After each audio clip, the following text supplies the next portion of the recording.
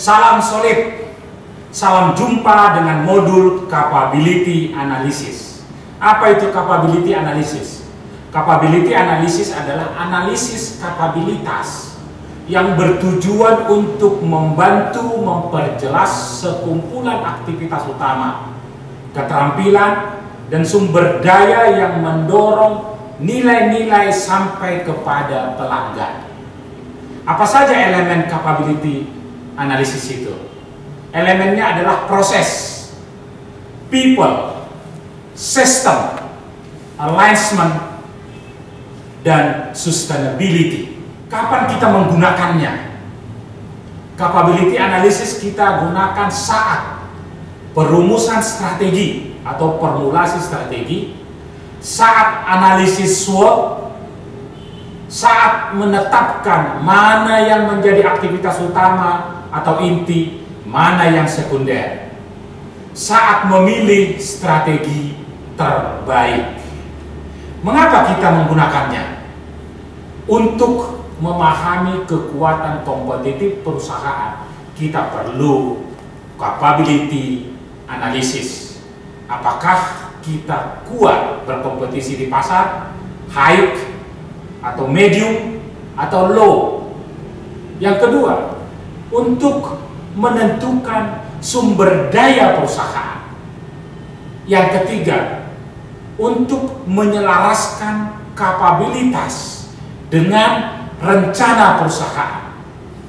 Yang keempat, untuk mempertahankan keunggulan bersaing, keunggulan kompetitif melalui konsep VYR, yaitu apakah produk atau service yang kita delivery valuable atau berharga atau bernilai, I-nya immutable, apakah dia sulit ditiru oleh kompetitor.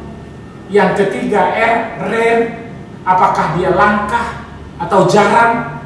Dan yang terakhir N, non substitusible, apakah sulit disubstitusi. Bagaimana kita menggunakan konsep capability analysis? Langkah pertama, tentukan value chain, rantai nilai bisnis kita. Yang kedua, langkah kedua, isolasi sejumlah kapabilitas inti, yaitu proses, people, dan sistem. Langkah ketiga, tentukan derajat keselarasan, baik itu internal alignment maupun external alignment. Langkah terakhir, langkah keempat, tentukan sustainability, keberlanjutan. Sebagai contoh, Garuda Indonesia di industri penerbangan, ya, ketika ditetapkan Garuda ingin menjadi maskapai full service terbesar di regional Asia, pertanyaan besarnya adalah bagaimana kapabilitas Garuda Indonesia jadi maskapai full service terbesar di regional Asia.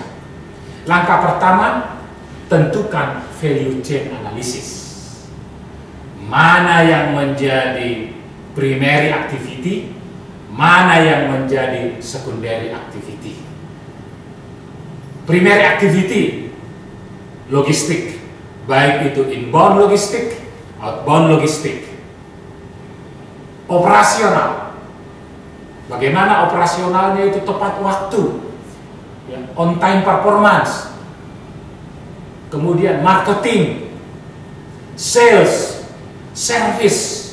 Juga kita menentukan aktivitas sekunder, bagaimana sumber daya manusia ditingkatkan kapabilitasnya, bagaimana teknologi, bagaimana struktur, dan aktivitas penunjang lainnya yang menunjang aktivitas primer tersebut. Langkah kedua, bagaimana kita memetakan sumber daya perusahaan, from resources to capabilities.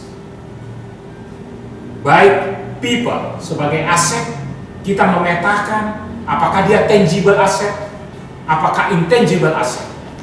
Demikian juga sistem atau proses, apakah dia tangible, apakah intangible. Semua kita petakan.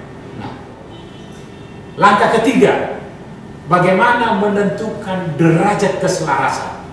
Dalam arti, bagaimana menyelaraskan kapabilitas internal dan eksternal dengan rencana perusahaan.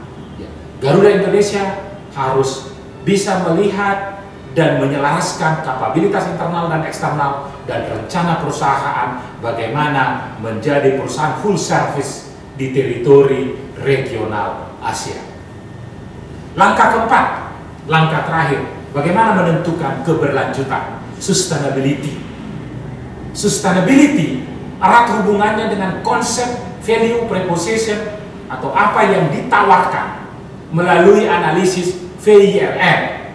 Demikian capability analysis yang kita gunakan untuk memetakan sumber daya perusahaan melalui penyelarasan kapabilitas dengan rencana perusahaan agar mampu mempertahankan keunggulan kompetitif dengan pemilihan strategi yang tepat.